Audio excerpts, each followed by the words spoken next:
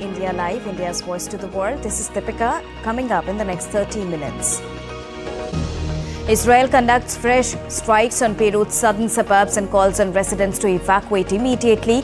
Biden says Israel should consider alternatives to striking Iran's oil fields. North Indian state of Haryana goes to polls today to elect its 90-member state legislative assembly. Prime Minister Narendra Modi to launch key developmental projects in the state of Maharashtra today. Pakistan police shelled tear gas on supporters of former Prime Minister Imran Khan. Protesters hold anti-government rally in Islamabad, calls for his release.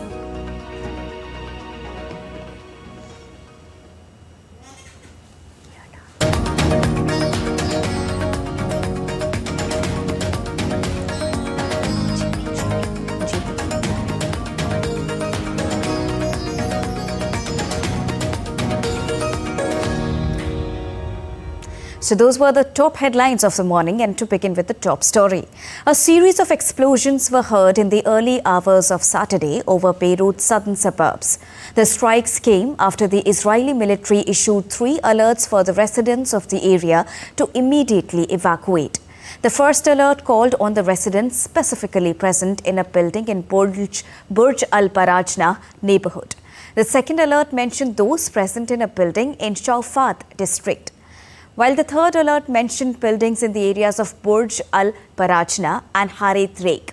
The strikes on Beirut comes as conflicts between the Lebanese Hezbollah group and Israel rages amid Israel's military escalation in the country. Meanwhile, Israel claimed to have targeted the intelligence headquarters of Hezbollah in Beirut, and they were assessing the damage as well after a series of strikes on senior figures in the group that Iran's supreme leader dismissed as counterproductive. Israel has been weighing options in its response to Iranian ballistic missile attack on Tuesday that Iran had carried out in response to Israel's military action in Lebanon. US President Joe Biden urged Israel to refrain from attacking Iran's oil facilities, emphasizing his efforts to unite the international community against the looming threat of widespread conflict in the West Asia. In a surprise appearance in the White House briefing room, he reminded Israeli Prime Minister Benjamin Netanyahu of the ongoing US support for Israel as decisions about the next steps are to be made. The Israelis have not concluded what they're going to do in terms of a strike. That's under discussion. I think if I were in their shoes, I'd be thinking about other alternatives than striking oil fields. Moving on to the Russia-Ukraine conflict now, Ukrainian President Volodymyr Zelensky visited the Northern Sumy region on Friday, from where Ukraine launched a major incursion into the neighborhood Russian Kursk region. Zelensky visited the 82nd Air Assault Brigade with his top army commander, General Alexander Syrsky. He thanked the military for defending Ukraine's territorial integrity and said the incursion helped Kyiv to secure the latest military support packages from the West. I want to personally thank you for the Kursk operation. All of you, commanders, officers, all soldiers, your brothers in arms. I want you to know that we need to motivate the whole world and convince them that Ukrainians can be stronger than the enemy, and it is true. I want you to know that Kursk's operation helped to motivate those who are giving us aid packages, arms from abroad. There was the new wave, and it was crucial. The ex-soldiers of Russia are now heading back to the battlefield, as Russia is offering one-off bonuses of up to 1.9 million rubles, which is 22 times the average monthly wage, to men prepared to sign volunteer contracts as professional soldiers. President Vladimir Putin last month ordered the regular size of the army to be increased by 180,000 troops to 1.5 million active servicemen, in a move that would make Russian army the second largest after China. Security official Dmitry Medvedev also mentioned that nearly 200,000 people had signed the army contracts since the start of the year.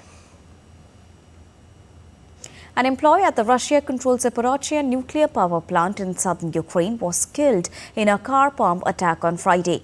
Russia's investigative committee said the employee, Andrei Korotkiy, had died after a bomb planted under his car went off near his house. Korotkiy worked in the plant's security department. A criminal case has been opened into his death, while Ukrainian military intelligence in a statement called Korotkiy a war criminal and collaborator, accusing him of repressing Ukrainians. The plant's authorities condemned Ukrainian authorities for orchestrating the murder. Swedish troops are preparing to go to Latvia as part of the nation's first overseas NATO deployment since joining the alliance. Sweden's Foreign and Defence Minister hosted Latvian Defence Minister Andris Spruds on a visit to a military base in southern Sweden, attending a demonstration by the unit that will contribute 600 soldiers to the NATO force in Latvia. The soldiers will travel to Latvia in early 2025 to join NATO's forward land forces as part of a brigade to be led by Canada. A gang attack in the western Haiti town of Ponsonte has killed at least 70 people and other 6,000 forces have been forced to flee. The Office of the United Nations High Commissioner for Human Rights said that the gang members set fires to dozens of houses and vehicles as people ran for safety. Roncriff gang leader Laksan Ilan took the responsibility for the massacre, saying it was in retaliation for civilians remaining passive while the police and vigilante groups killed his soldiers. Haiti's Prime Minister Gary Conil offered his condolences to those affected by the attack and said law enforcement would be stepping up its response. The United Nations Refugee Agency on Friday warned of a disastrous shortage in food and medical supplies as gangs blocked the transport of humanitarian aid. UN spokesperson Stefan Dujarric said in a statement that the agency was horrified by the attack and called for a prompt and thorough investigation into the attack for those responsible to be held to account. He further said that UN Secretary General Antonio Guterres also condemned the attack. Turning to Haiti, given the violence that we have seen, the Secretary General strongly condemns the attack by armed gangs in the town of Ponsonte in the Artibonite department that took place yesterday. The attack left several dozen people dead, including women and children, injured many more, and resulted in the displacement of at least 3,000 people. As gang violence continues to spread from the capital to other departments of Haiti, the Secretary General stresses the importance of the joint efforts undertaken by the Haitian National Police and the Multinational Security Support Mission. Those efforts need to be supported. Pakistan's capital Islamabad and neighbouring Rawalpindi were locked down on Friday with major roads blocked, mobile services suspended as jailed former Prime Minister Imran Khan called on the supporters to hit the streets. Police fired tear gas as they clashed with the supporters of Imran Khan who were holding an anti-government rally in defiance of a ban on congregating in the city.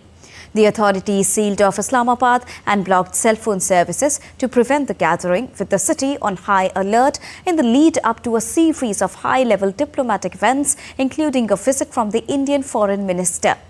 It was the latest in a series of protest rallies since last month to press for Khan's release and agitate against the ruling coalition that the PTI calls illegitimate, saying it was formed after a fraudulent election. Brussels will stick to plans to impose hefty tariffs on China-made electric vehicles, the European Union executive said on Friday, even after the bloc's leading economy, Germany, rejected them.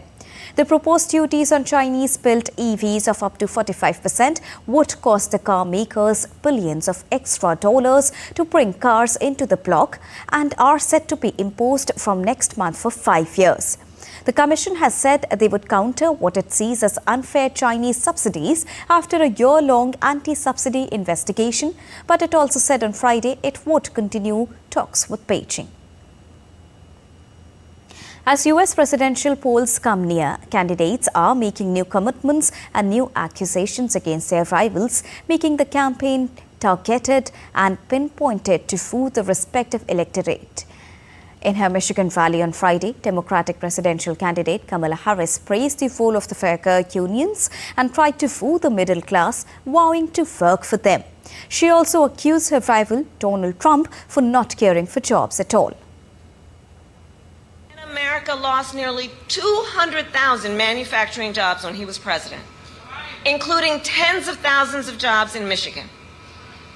And those losses started before the pandemic, so we're clear.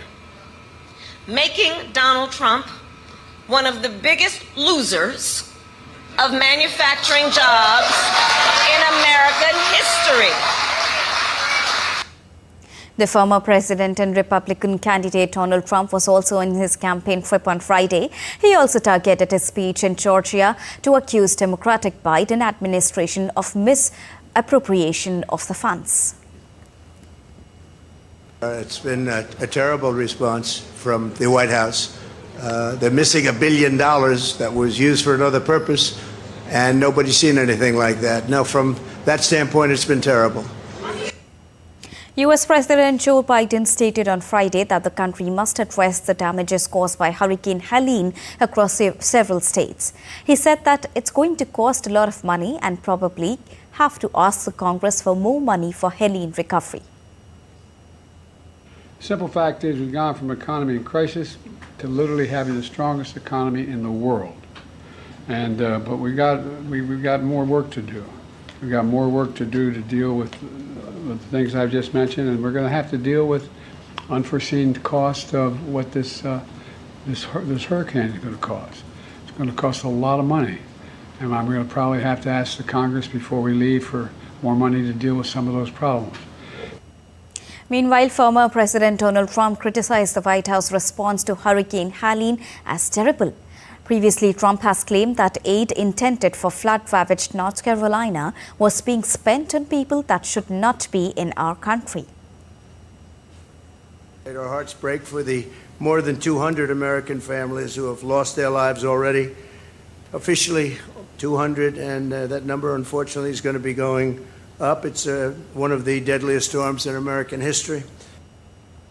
In Mexico, the tropical depression 11E forced coastal residents along the Pacific coast to seek shelter on Friday as heavy downpours flooded the streets.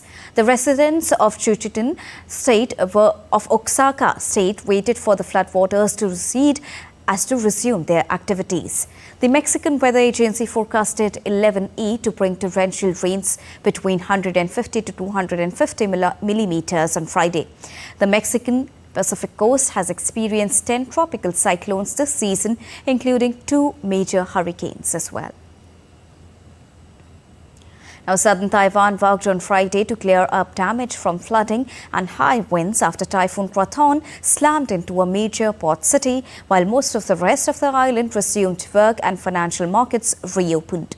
Krathon, that downgraded to a tropical depression, hit the land in the southwestern city of Kaohsiung, inundating streets, blowing out the windows of some buildings and scattering the debris amid record-breaking winds. While the rest of the Taiwan resumed work, the governments in Kaohsiung and neighboring Pingtung County declared a 4th successive day off work as they scrambled to pump away floodwaters, remove the fallen trees and clear the roads as well. And now let's take a look at other stories from around the globe. Colombia will host the UN COP16 Biodiversity Summit aiming to curb rapid environmental destruction. The country is advocating for unified pledges across climate, biodiversity and desertification conventions that are currently negotiated separately. Colombia also plans to prioritize human rights in environmental policies and launch a Peace with Nature coalition. In Ayacho, Corsica passengers are stranded as ferries remain docked due to a strike.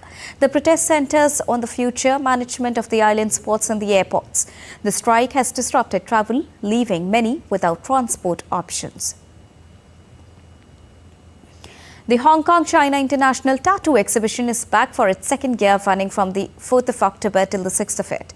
The fair features international tattoo artists offering a platform for showcasing diverse styles. Attendees can admire the art and even get tattooed at the event. Time to take a short break, but still to come on DD India Live. Devotees are celebrating day 3 of Navratri today, worshipping goddess Chandraghanta. Tough start for India as they lost opening encounter to New Zealand at the ongoing T20 Women's Cricket World Cup.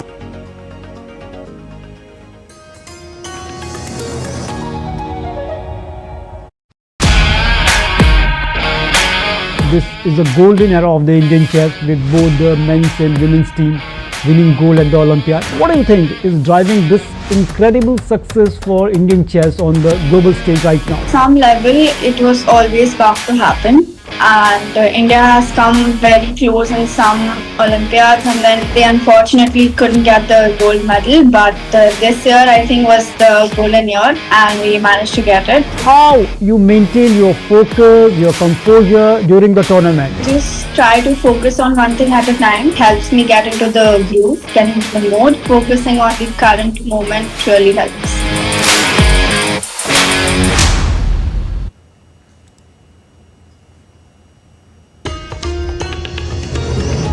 Welcome back after that short break. You're watching DD India Live with me, Deepika. Well, Foreign Minister of Argentina, Diana Mondino, arrived in India on Saturday on an official visit. During her stay, she will co-chair the 7th India-Argentina Joint Commission meeting with External Affairs Minister Dr. S. Jaishankar. The visiting dignitary will also meet several Indian ministers and further attend a business event. The visit is taking place in the year when India is celebrating 75 years of diplomatic ties.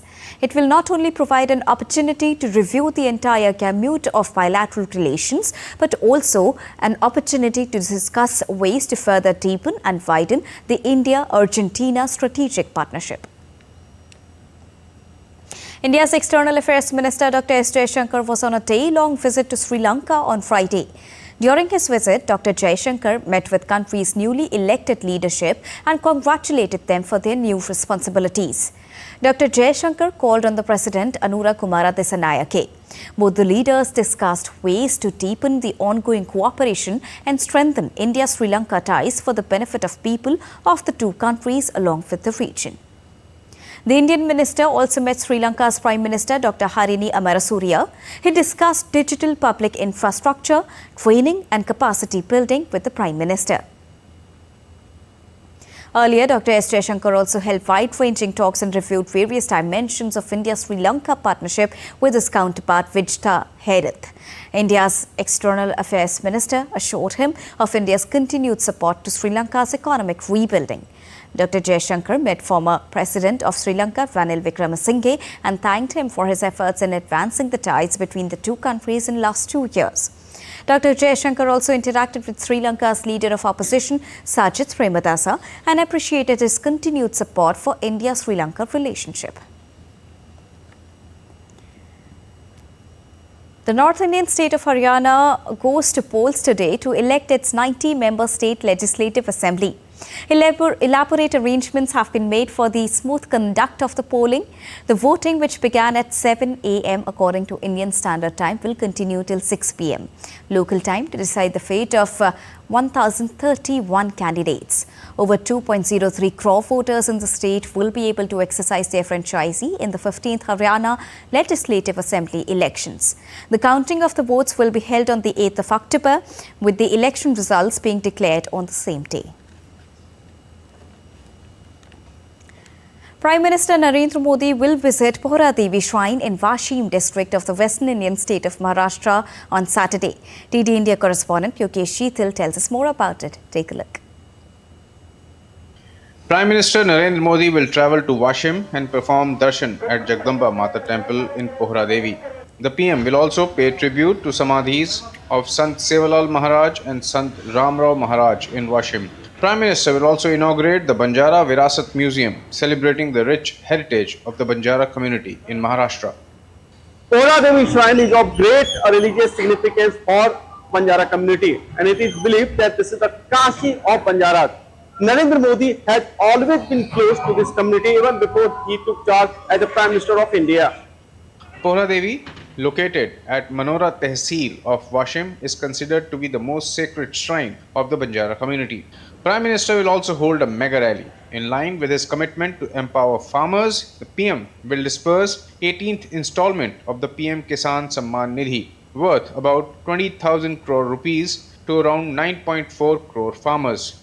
Prime Minister will also dedicate to the nation more than 7,500 projects under the Agriculture Infrastructure Fund.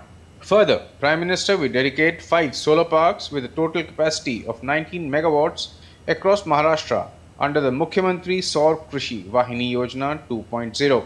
Banjara community's glorious history of fight against oppression has been well documented, and Prime Minister Modi has highlighted it on various occasions. Narendra Modi had started his political campaign for 2014 general election from Washim Yavatmal constituency. Now this time he will address a gathering as a 3-time Prime Minister. Now coming to Banjara community, out of 288 assembly constituencies, 35 are quite sensitive when it comes to the voters from Banjara community, and that's the reason this rally will play a quite important role ahead of Maharashtra assembly election. With my colleague Ram Dhankar, I am YK Sheetal from Maharashtra for DT India. And now let's take a look at other stories making news around the country. In an encounter between security forces and terrorists in Guguldhar, Kupwara, a search operation is underway. On the 4th of October, based on intelligence about an infiltration attempt, a joint operation by the Indian Army and Jammu and Kashmir Police was launched in the area. Alert troops spotted suspicious activity and challenged, leading to an exchange of firing with the terrorists. Security has been heightened in the region. On the third day of Navratri in India, devotees gathered in the temples of Delhi to attend the special Aarti dedicated to Goddess Durga. This Aarti holds great spiritual significance as it is believed to invoke Goddess's blessings for peace, courage and protection. The atmosphere during the Aarti is filled with devotion, with the sounds of conch, shells, bells and devotional hymns echoing through the space. Devotees conduct Ankur Arpana ritual that signifies the beginning of the Brahmotsavam festival. This sacred act symbolizes fertility, growth and prosperity. The Brahmotsavam at Tirumala is one of the most significant festivals celebrated at the temple, attracting thousands of devotees. It includes various events and processions, with the Ankurpana and Dhwaj Patam setting the tone for the festivities that lasts for several days. And the Indian Army recently conducted a full dress rehearsal in preparation for the upcoming military ceremonies, showcasing its advanced weaponry, strategic prowess and ceremonial discipline. These rehearsals are crucial for drill precision, coordination and the display of military hardware ranging from infantry army to advanced artillery systems. The event also highlights the role of different regiments and their specialized functions, paying tribute to India's military heritage. On to sports now. Indian women's cricket team started their T20 Cricket World Cup campaign with a defeat against New Zealand in Dubai on Friday. Bowled out for 102, chasing 161 for victory, none of Indian batters passed captain Harmanpreet Kaur's 15 runs and only 5 reached double figures, including Jamia Rodrigues with 13. For New Zealand's Rosemary Mayer took 4 for 19, while Lee Tahuhu took 3 for 15. Earlier, New Zealand captain Devon won the toss and opted to bat. Led by Sophie Devine's 57 not off 36, New Zealand posted 160 for 4. Renuka Thakur Singh came up with figures of 2 for 27, while India hold an underwhelming record against New Zealand's in Women's T20 Cricket World Cup, winning only 4 out of 13 meetings. New Zealand have won 4 of their last 5 clashes, including their last meetings in 2022, and this latest victory for them makes it to 5. In another match, South Africa thumped West Indies by 10 wickets in a one-sided contest on Friday. The West Indies were rocked early, losing 3 wickets inside the first 7 overs. The West Indies struggled to gain any momentum, losing wickets at regular intervals. Stephanie Taylor's lone battle and a late contribution from Zaida James led the West Indies to a total of 118. In the second innings, Wolfart fired early, establishing a nice tempo and putting the bowlers under pressure. Brits picked up during the middle overs and the pair recorded the highest ever partnership against the West Indies in Women's T20 Cricket World Cup. Talking about today, tournament favourites Australia will open their T20 Cricket World Cup campaign against Asian champions Sri Lanka at Sharjah. After warming up with victories against Bangladesh and Scotland, Asia Cup champions Sri Lanka lost their opening tournament to Pakistan in Sharjah. Australia, not surprisingly, beat England and the West Indies in the warm-ups after batting first in both the games. Australia have never lost to Sri Lanka in T20 internationals, the last of which came in 2023 T20 Cricket World Cup. Moving on, in the celebrations of Navratri, people in Ahmedabad came together to celebrate the vibrant tradition of Garba and Dandiya Ras. These lively dance forms are a central part of the Navratri festivities that honor Goddess Durga.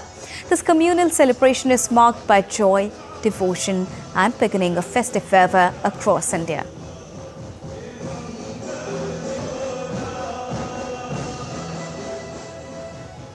And that's all for this edition of TD India Live. But do let us know your thoughts on the news of the day. For those on the go, you can get all the latest news and updates from India and across the world on TD India mobile app. The app is available on both Android and iOS platforms. Scan the QR code on the screen to download it right now. We'll be back with more news as it breaks here on TD India. I am Deepika, and from all of us here in New Delhi, thank you so much for watching TD India Live. Namaskar.